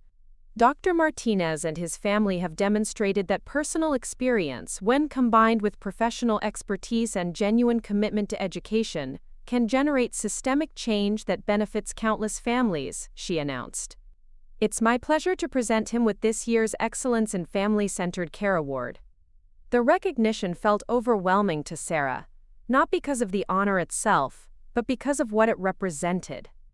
Their family's most difficult period had somehow evolved into work that influenced medical practice and family dynamics across the healthcare system. The crisis that had once threatened to isolate them had ultimately connected them to a community of advocates working towards similar goals. Luna rushed onto the stage as soon as the formal presentation ended, wrapping her arms around Michael with the unselfconscious affection of a child who had never doubted her father's love and advocacy. Her healthy, confident presence served as living proof that complex medical needs, when properly managed and supported, didn't limit a child's potential for normal development and happiness. "Daddy, you were amazing," Luna said, her voice carrying clearly through the microphone that was still active. "I'm so proud that you help other families like ours." The spontaneous comment drew another round of applause from the audience, many of whom had been following Luna's story through Michael's presentations over the years. Her transformation from a fragile premature infant to a confident, empathetic 10-year-old represented the ultimate success of family-centered medical care and advocacy. Monica joined them on stage, her eyes bright with tears as she embraced both Michael and Luna. "Thank you," she said quietly, her words meant for her family but audible to the nearby audience members. "Thank you for never giving up on helping me understand what Luna needed, and for turning my mistakes into opportunities to help other families." The acknowledgement of past errors had become easier for Monica over the years, transformed from painful shame into productive motivation for advocacy work. Her willingness to share her story of learning and growth had made her particularly effective at reaching family members who initially resisted medical protocols due to lack of understanding. The reception following Michael's presentation buzzed with conversations about implementation strategies, funding opportunities, and collaborative initiatives designed to expand family advocacy programs. Sarah found herself surrounded by medical professionals, family advocates, and parents who wanted to share their own experiences with medical complexity and family dynamics. "Your husband's presentation was incredible," said Dr. Jennifer Walsh, a pediatric intensivist from Seattle. "We've been struggling with family resistance to medical protocols in our NICU, and his approach to education rather than confrontation seems like exactly what we need." The conversation that followed lasted nearly an hour, covering everything from staff training to family communication strategies. Sarah shared insights from her perspective as a parent who had navigated complex medical needs while dealing with family misunderstanding, providing practical advice about emotional support and long-term relationship management. "The key thing we learned," Sarah explained, "is that most family resistance comes from fear and lack of understanding, rather than deliberate obstruction. When we address the underlying concerns with education and empathy, most people become allies, rather than obstacles." Dr. Walsh took detailed notes as Sarah described the transformation in their family dynamics, the specific strategies that had worked for educating resistant relatives, and the long-term benefits of investing time in family education rather than simply demanding compliance with medical protocols. "We're planning to implement a pilot program based on your model," Dr. Walsh continued. "Would Monica be available to consult on the family education component? Her perspective as someone who learned to understand medical complexity would be invaluable for our training materials." The request represented yet another expansion of Monica's advocacy work, which had grown from volunteer hospital support to consultation for medical facilities across the country. Her transformation from the person who nearly fed Luna dangerous formula to a nationally recognized family advocate remained one of the most powerful examples of education's potential to change hearts and minds. Luna had been circulating through the reception with the confidence of a child accustomed to adult attention and conversation. Sarah watched her daughter engage with medical professionals, family advocates, and other children whose families had been touched by their program. Luna's ability to explain her medical history and advocacy work reflected the positive framework her parents had used to shape her understanding of her own experience. Mrs. Martinez, a young mother, approached with a toddler in her arms. "I wanted to thank you for the family consultation you provided last month. My mother-in-law finally understands why Emma needs her specialized diet, and our family gatherings are so much more peaceful now." The gratitude in the woman's voice reminded Sarah of the emotional toll that family medical conflicts could exact on parents already dealing with complex healthcare needs. The consultation she'd provided had been one of hundreds over the years, but each one represented a family whose stress had been reduced through education and communication support. "How is Emma doing?" Sarah asked, noting the healthy appearance of the toddler who had been born with severe food allergies requiring careful dietary management. "She's thriving," the mother replied with obvious relief, "and my mother-in-law has become her biggest advocate. She researches recipes, reads labels more carefully than I do, and even educated her friends about food allergies so they could support Emma too." The story echoed the pattern Sarah had witnessed countless times: family members who initially resisted medical protocols becoming fierce advocates once they understood the reasoning behind the requirements. The transformation was almost always more complete and lasting than simple compliance would have been, creating genuine support systems rather than reluctant cooperation. Michael approached their conversation as the reception began winding down, his expression showing the satisfaction that always followed successful advocacy events. "Ready to head home?" he asked, noting Luna's increasing fatigue despite her excitement about the day's events. The drive home provided quiet time for family reflection on how far they'd traveled since that confrontation in Monica's kitchen 6 years earlier. Luna had fallen asleep in the back seat, exhausted by the day's excitement, but peaceful in the way that characterized her daily life. The confidence and security that defined her childhood stood as the most important outcome of their advocacy journey.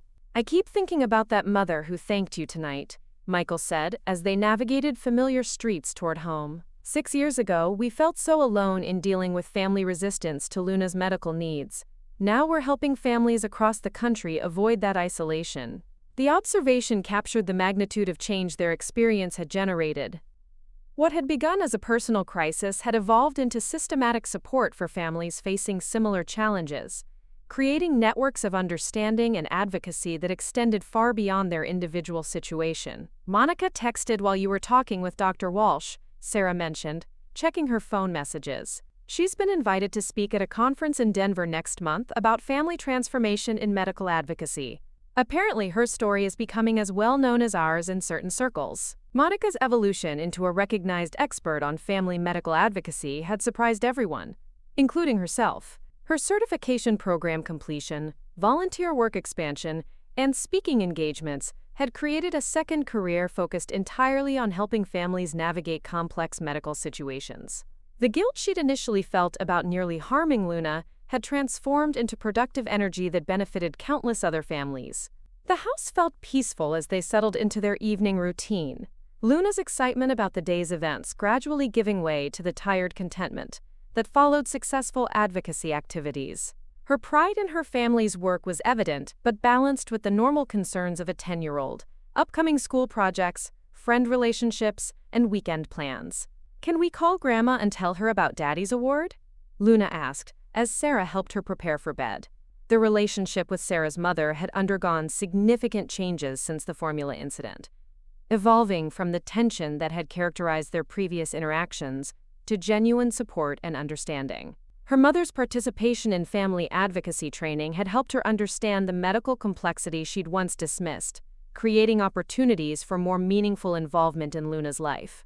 "Of course we can call her," Sarah agreed, noting how naturally Luna included extended family in celebrations and important events. The phone conversation that followed was brief but warm, with Luna providing an animated description of the conference, Michael's presentation, and the Konstamecker recognition he'd received. Sarah's mother's responses reflected genuine pride and understanding, rather than the polite tolerance that had characterized her previous engagement with their advocacy work. "I'm so proud of all of you," her mother said when Sarah took the phone. "What you've built from such a difficult situation is truly remarkable. Luna should be proud of how her story has helped so many other families." The acknowledgement meant more to Sarah than her mother probably realized, representing complete acceptance of the advocacy work that had grown from their family crisis. The transformation in her mother's attitude mirrored changes throughout their extended family, creating genuine support systems rather than sources of additional stress. Luna's bedtime routine continued with its familiar rhythm of stories, prayers, and quiet conversation about the day's events. Her reflections on the conference revealed sophisticated understanding of their advocacy work and its impact on other families, though filtered through the perspective of a child whose primary concerns remained age-appropriate. "I like that other kids don't have to worry about their families understanding their medical needs," Luna said as Sarah tucked her into bed. "It makes me happy that our story helps them feel safer."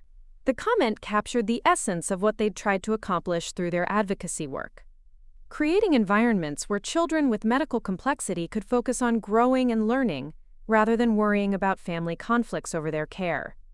Luna's security in her family's support had allowed her to develop confidence and empathy that extended to other children facing similar challenges. "You should feel proud of how you've helped other families too," Sarah told her daughter. "When you share your story and show other children that medical needs are just part of life, you teach them that they can be strong and happy too." Luna's smile reflected her understanding of her role in their advocacy efforts, though she approached it with the natural enthusiasm of a child rather than the weight of responsibility. Her ability to normalize medical complexity for other children had become an essential component of their family education programs.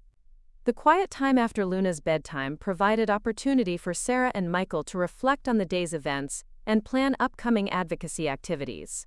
Their calendar had become increasingly full of speaking engagements, consultation requests, and program development meetings, evidence of the growing demand for their expertise in family medical advocacy. Dr. Wong mentioned the possibility of expanding the program internationally, Michael said as they reviewed upcoming commitments. "Apparently there's interest from medical facilities in Canada and the UK about implementing similar family education initiatives." The prospect of international expansion felt both exciting and overwhelming, representing recognition that their approach to family medical advocacy addressed universal challenges rather than problems specific to their healthcare system. The idea that Luna's story could influence medical practice across different countries and cultures seemed almost impossible to comprehend. "We'll need to think carefully about how to maintain quality while expanding scope," Sarah replied, remembering the challenges they'd faced as their program grew from local initiative to national movement. The personal component is what makes our approach effective, and that's harder to scale. The conversation that followed covered practical concerns about program expansion, quality control measures, and strategies for maintaining the personal connection that made their advocacy work distinctive. Their success had created opportunities they'd never imagined, but also responsibilities that required careful consideration of their family's capacity and priorities. Monica called as they were finishing their planning discussion, her voice bubbling with excitement about the day's events and future opportunities for collaboration. Her enthusiasm for advocacy work had grown consistently over the years, fueled by success stories from families whose lives had been improved through education and support. The hospital in Denver wants me to develop a comprehensive training program for family advocates, Monica reported. It would be based on our model but adapted for their patient population and community needs. They're particularly interested in addressing cultural factors that influence family resistance to medical protocols. The complexity of family medical advocacy in diverse communities had become an important focus of their work, recognizing that cultural backgrounds, language barriers, and socioeconomic factors all influenced how families responded to complex pediatric medical needs. Monica's growing expertise in these areas had made her particularly valuable for program development in varied settings. That sounds like exactly the kind of expansion we need, Michael responded when Sarah put the call on speaker. Your perspective on learning to understand medical complexity would be perfect for addressing cultural resistance to medical protocols. The collaboration between Michael's medical expertise and Monica's family advocacy experience had become a powerful combination for program development, with each bringing essential perspectives that enhanced their educational effectiveness. Their ability to address both professional and personal aspects of family medical advocacy had made their approach distinctive in the field. The conversation concluded with plans for coordination between Monica's Denver program and their existing initiatives, ensuring consistency in approach while allowing for adaptation to local needs and circumstances. The collaborative model they'd developed over the years had proven effective for maintaining quality while enabling expansion. Sometimes I can't believe how much has changed since that night at the hospital when I thought we might lose Luna, Sarah said, as they prepared for bed. Everything good that's come from our experience has been worth the struggle, Michael replied. Luna's healthy, our family is stronger, and we've been able to help thousands of other families avoid the conflicts we faced. The perspective that had developed over years of advocacy work emphasized gratitude rather than regret, focusing on positive outcomes rather than past difficulties. Their ability to transform crisis into purpose had created meaning that extended far beyond their individual family success. The peaceful quiet of their home provided stark contrast to the bustling conference environment they'd left behind. But both settings represented important aspects of their current life. The public advocacy work gave their experience broader meaning and impact, while their private family time reminded them of the personal foundations that motivated their continued efforts.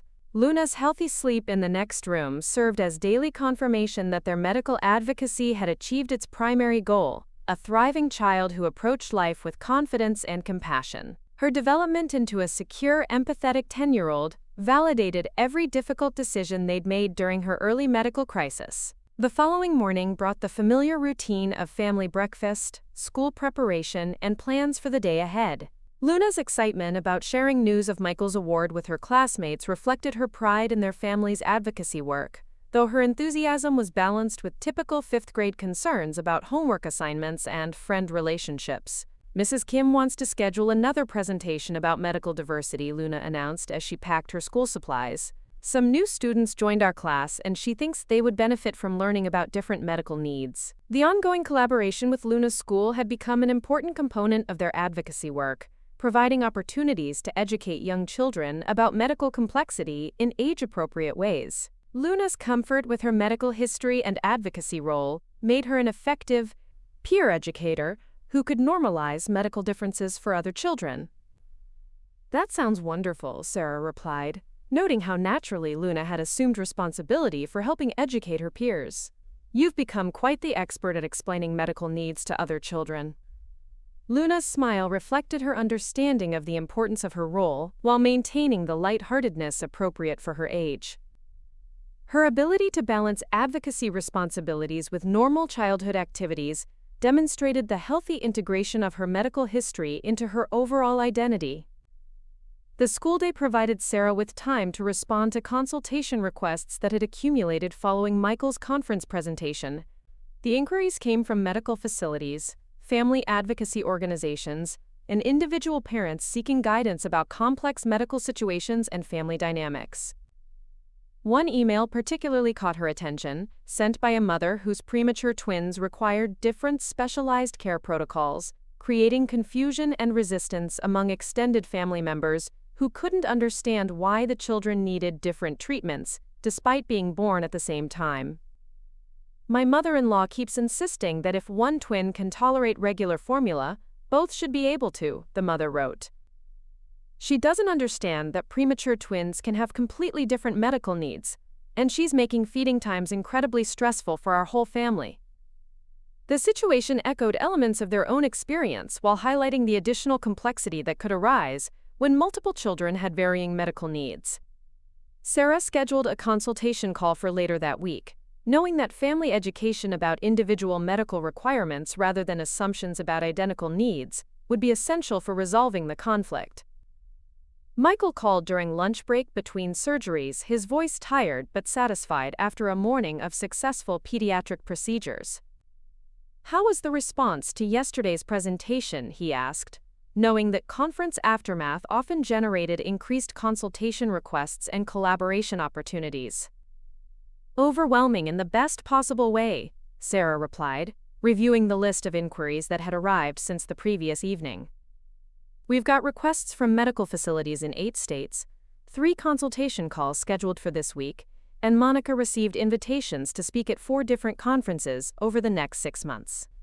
The continued growth of their advocacy work felt both gratifying and challenging, requiring careful balance between meeting demand for their expertise and maintaining the personal attention that made their approach effective. Their success had created responsibilities that extended far beyond their original family situation. "We might need to start thinking about formal organization rather than just informal consultation," Michael suggested. "The demand seems to be outgrowing our current capacity to respond individually to every request." The consideration of organizational expansion represented a significant decision point in their advocacy journey, with potential benefits for reaching more families balanced against concerns about maintaining the personal connection that characterized their current approach. The challenge was scaling their impact without losing the authenticity that made their story compelling. Luna arrived home from school bubbling with excitement about her day's activities and eager to share news about her upcoming presentation to the new students. Her enthusiasm for advocacy work remained balanced with normal childhood interests, demonstrating healthy integration of her unique experiences with typical developmental activities. "Jamie's little brother might need special milk like I used to," Luna announced as she unpacked her backpack. His mom asked if you could talk with her about family education because Jamie's grandmother doesn't understand why regular milk isn't okay for him. The request channeled through Luna's peer network reflected the growing recognition of their family's expertise in medical advocacy and family education. Children whose families had been helped by their program often became informal referral sources, connecting other families who faced similar challenges. "Of course I can talk with her," Sarah replied, adding another consultation to her growing list while noting how naturally Luna had become a bridge between their advocacy work and her social environment.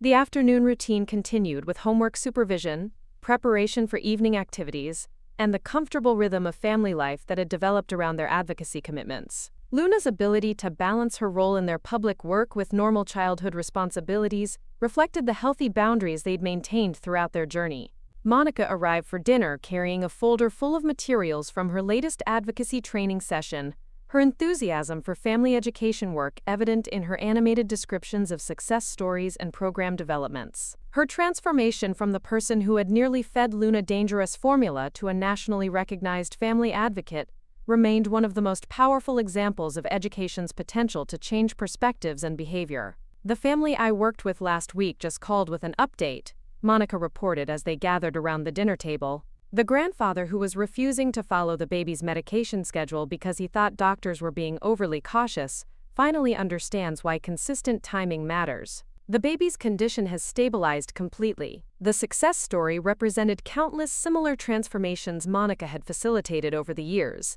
each one reinforcing the effectiveness of patient education, combined with empathetic communication. Her ability to relate to family resistance from personal experience made her particularly effective at reaching relatives who initially questioned medical protocols. "What made the difference this time?" Michael asked, always interested in understanding the factors that contributed to successful family education. "I shared my own story about nearly harming Luna," Monica replied without hesitation. "When I described how close I came to causing serious medical problems because I thought I knew better than her doctors, it got his attention immediately. Then I could explain the medical reasoning behind the medication schedule in terms he could understand." The willingness to share her mistakes as educational tools had become central to Monica's advocacy approach, transforming her past errors into powerful illustrations of the importance of trusting medical expertise while seeking understanding. Her honesty about learning from serious mistakes resonated with family members who struggled with similar resistance. Luna listened to the conversation with the engaged attention she always showed for discussions about their advocacy work, occasionally asking questions that revealed sophisticated understanding of family dynamics and medical education. Her perspective as someone who had benefited from successful family advocacy provided valuable insights for program development. "Do you think the grandfather will help other families understand medication schedules now?" Luna asked, demonstrating her grasp of how individual transformation could create broader advocacy networks. "I hope so," Monica replied. "He said he wants to make sure other grandparents don't make the same mistakes he almost made. That's usually how our best advocates develop." The observation reflected a pattern they'd witnessed repeatedly.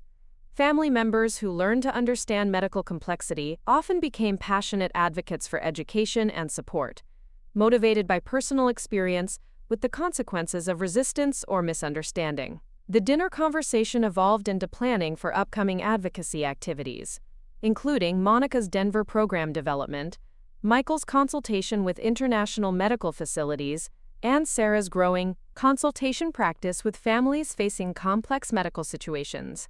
Their individual expertise had developed in complementary directions while maintaining shared commitment to family-centered medical advocacy. "I've been thinking about Luna's role in our advocacy work as she gets older," Sarah mentioned as they cleared the dinner dishes. "She's expressed interest in more formal involvement, but I want to make sure we're protecting her childhood while honoring her desire to help other families." The balance between Luna's advocacy interests and normal childhood development had become an ongoing consideration as she matured and expressed stronger opinions about their family's public work. Her insights as someone who had personally experienced complex medical care were valuable, but her emotional well-being remained the primary priority.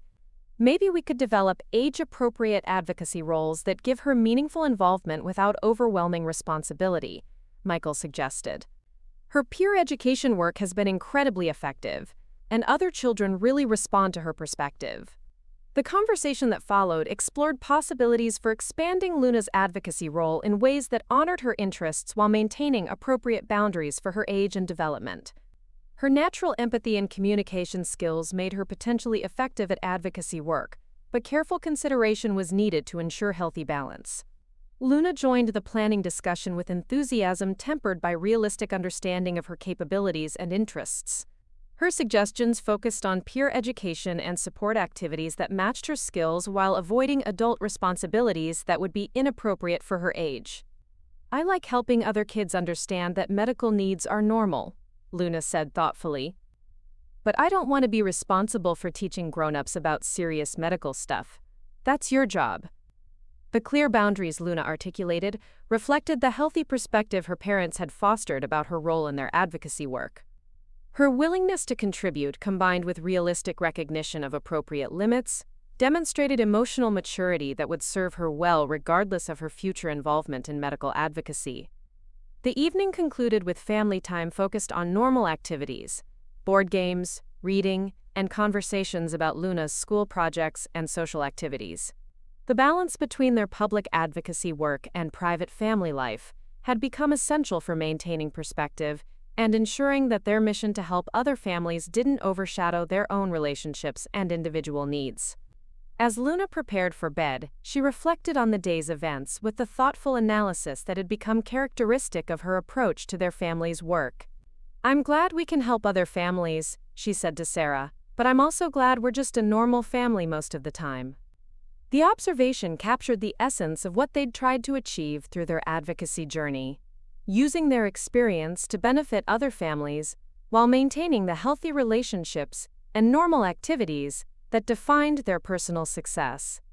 Luna's comfort with both aspects of their life validated their efforts to balance public service with family priorities. The peaceful end to their day provided opportunity for Sarah and Michael to appreciate how far they'd traveled since that crisis in Monica's kitchen 6 years earlier.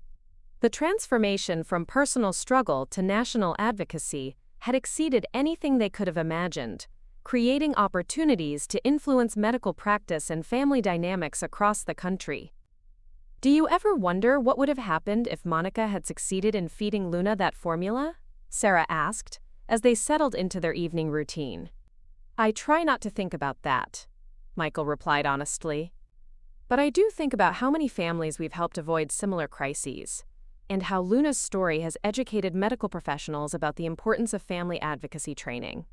The perspective they'd developed over years of advocacy work emphasized positive outcomes rather than potential disasters, focusing on the lives they'd touched rather than the crisis they'd survived. Their ability to transform difficult experience into meaningful service had created purpose that extended far beyond their individual family success. The quiet house around them bore evidence of their advocacy work.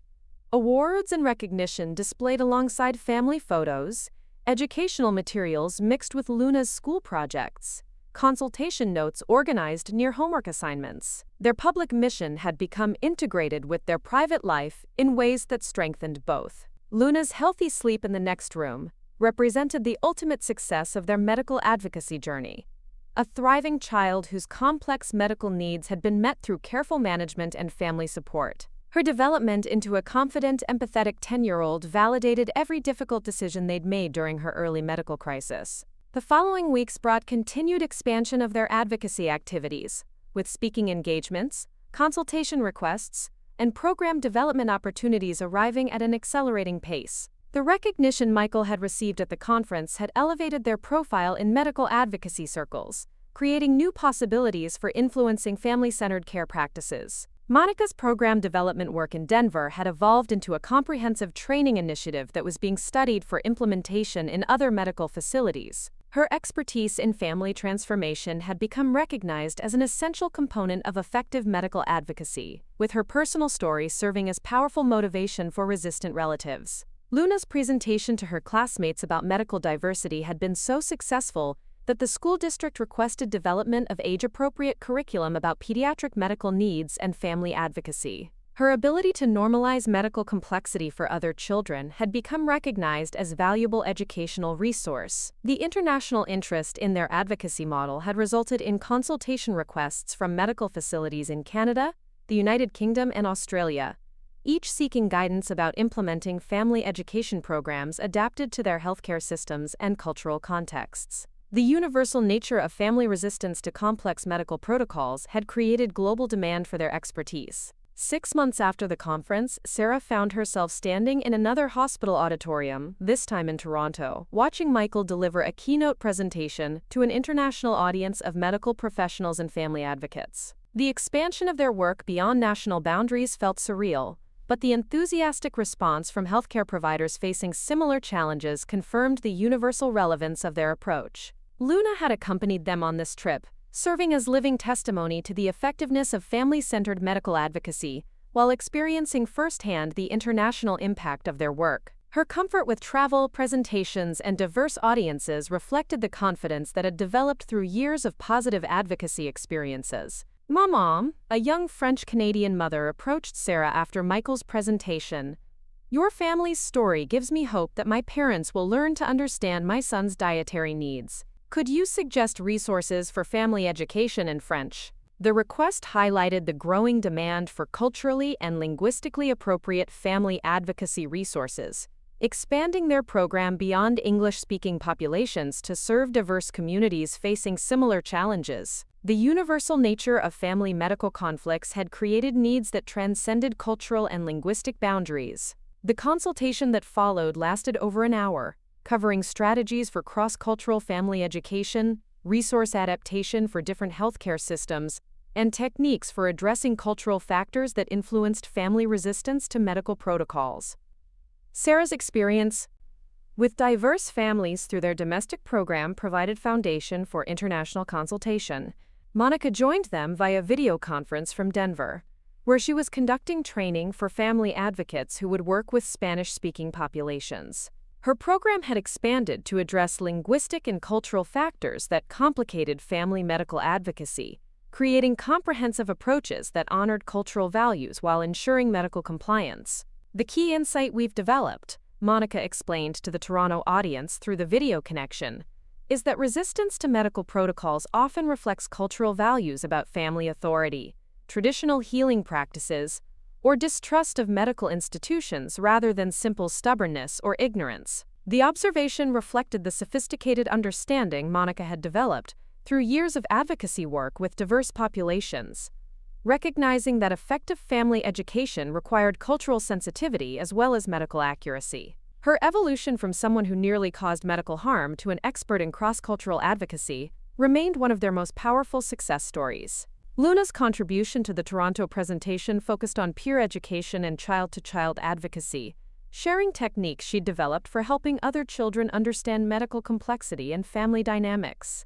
Her presentation was delivered with the confidence of someone accustomed to speaking about complex topics while maintaining age-appropriate perspective. When other kids see that I'm normal and happy even though I used to need special medical care, Luna explained to the audience, they learn that having medical needs doesn't make someone different or less capable. Then they can help their families understand the same thing. The insight demonstrated Luna's sophisticated grasp of advocacy principles while maintaining the authentic voice of a child who had personally experienced complex medical care. Her ability to articulate the emotional and social aspects of pediatric medical advocacy added dimensions that professional presentations often missed. The international response to their presentation exceeded expectations, with requests for program development consultation arriving from medical facilities across 3 continents. The recognition that family resistance to complex medical protocols was a global challenge had created unprecedented demand for their expertise. The flight home provided opportunity for family reflection on the international expansion of their advocacy work and its implications for their future direction. Luna's excitement about meeting families from different countries was balanced with appreciation for returning to familiar routines and environments. I like helping families everywhere, Luna said as they settled into their airplane seats. But I also like that we live in one place where I can have normal friends and activities. The observation reflected the healthy balance she'd maintained between advocacy involvement and typical childhood experiences, ensuring that their public work enhanced, rather than replaced, normal developmental activities. Her ability to contribute meaningfully to their mission while preserving age-appropriate interests validated their approach to family advocacy.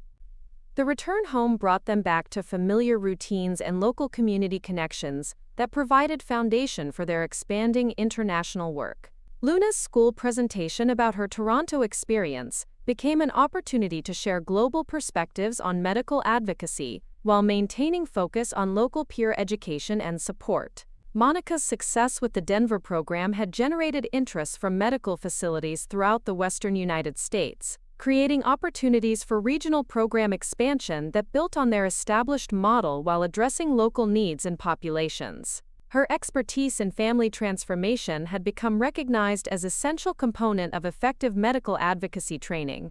Michael's consultation practice had evolved to include regular international video conferences with medical facilities seeking guidance about family education program development. His combination of pediatric medical expertise and family advocacy experience provided unique perspective on implementing comprehensive approaches to family-centered care. The first anniversary of Michael's Conference Award was marked by establishment of the Martinez Family Foundation for Pediatric Advocacy, a formal organization designed to coordinate their expanding consultation practice, program development activities, and educational resource creation. The foundation provided structure for their growing work while maintaining the personal connection that made their approach distinctive. Luna's involvement in the foundation was carefully structured to honor her interests while maintaining appropriate boundaries for her age and development. Her role focused on peer education, resource development for children and families, and representation of the child perspective in advocacy program design. The Foundation's first major initiative was development of comprehensive training materials for family advocates, working with culturally diverse populations, building on Monica's expertise in cross-cultural advocacy, and Michael's medical knowledge to create resources that addressed both clinical and cultural factors in family medical education. 2 years after the Toronto presentation, Sarah found herself reviewing applications for the Foundation's first international fellowship program, designed to bring family advocates from different countries to study their model and adapt it for implementation in their home healthcare systems. The program represented unprecedented expansion of their advocacy approach beyond national boundaries. Luna, now 12 and in 7th grade, had developed sophisticated understanding of their advocacy work, while maintaining healthy focus on age-appropriate activities and interests. Her involvement in the Foundation included consultation on peer education programs and development of resources for children whose families participated in medical advocacy training. Monica's expertise had evolved to include formal certification in cross-cultural medical advocacy, making her one of the few recognized experts in addressing cultural factors that influenced family resistance to complex pediatric medical protocols. Her transformation from near harm to international expertise remained central to their advocacy presentations and training materials. The International Fellowship Program's first cohort included family advocates from 12 countries, each bringing unique cultural perspectives on medical advocacy, while learning techniques for addressing universal challenges in family medical education. The program created a global network of advocates trained in their approach to family-centered medical care. Luna's presentation to the International Fellows focused on the child perspective in medical advocacy, sharing insights about maintaining normal childhood experiences while dealing with complex medical needs and family dynamics. Her ability to articulate both challenges and successes provided valuable perspective for advocates working with pediatric populations. The most important thing adults need to understand, Luna told the international audience, is that children with medical needs want to be treated normally in every other way. When families focus too much on medical stuff, kids can start feeling like that's all they are. The insight reflected wisdom developed through years of experience with family advocacy, while maintaining typical adolescent interests and relationships. Her perspective as someone who had successfully integrated complex medical history with normal development provided essential guidance for advocates working with families. The Foundation's second year brought recognition from international medical organizations, with their advocacy model being studied for implementation in healthcare systems across 4 continents.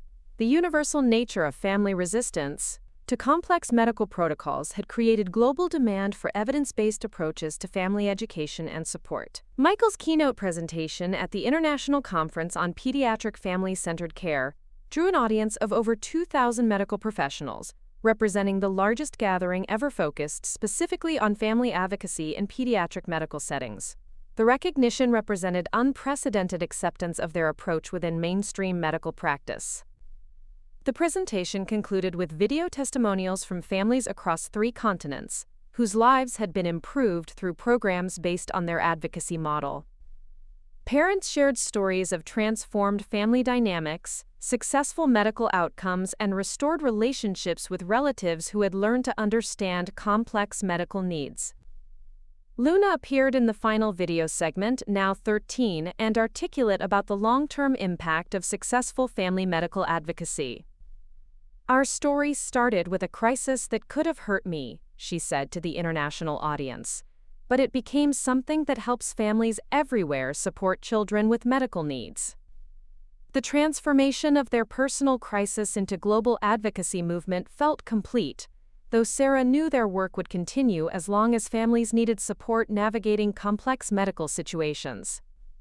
Luna's healthy development into a confident teenager validated every difficult decision they'd made during her early medical crisis.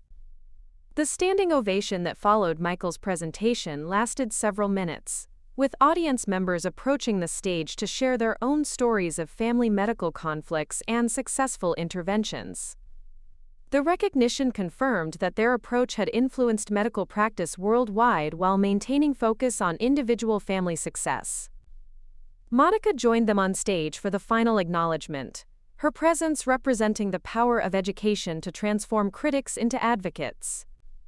Her journey from the person who nearly fed Luna dangerous formula to internationally recognized expert in family medical advocacy remains central to their message about the potential for positive change. Luna's confident smile as she joined her parents and aunt on stage captured the essence of their advocacy success, a thriving teenager whose complex medical beginning had become foundation for helping other families worldwide. Her healthy development represented the ultimate validation of family-centered medical advocacy. The return flight home provided opportunity for family reflection on the journey that had brought them from personal crisis to international recognition. Luna's excitement about their global impact was balanced with appreciation for the local relationships and normal activities that provided foundation for their advocacy work. "I'm proud of what we've accomplished," Luna said as they prepared for landing. "But I'm also looking forward to just being home and hanging out with my friends." The healthy balance she maintained between advocacy involvement and typical adolescent interests validated their approach to family advocacy, ensuring that their mission to help other families enhanced rather than replaced normal developmental experiences. The final recognition of their journey came not from international conferences or medical organizations, but from Luna herself as she prepared for high school graduation 6 years later. Her valedictorian speech focused on the power of family advocacy to transform crisis into purpose, drawing on their experience while maintaining focus on her peers' shared potential for positive impact. "My family taught me that difficult experiences can become opportunities to help others," Luna told her graduating class. "But they also taught me that helping others should never replace living your own life fully and joyfully." The wisdom reflected in her words captured the essence of what they'd achieved through their advocacy journey, transforming personal crisis into meaningful service, while maintaining the healthy relationships and normal experiences that defined true success. Their story had come full circle, from medical emergency to global advocacy, to teenage wisdom about balanced living. Up next, you've got 2 more standout stories right on your screen. If this one hit the mark, you won't want to pass these up. Just click and check them out.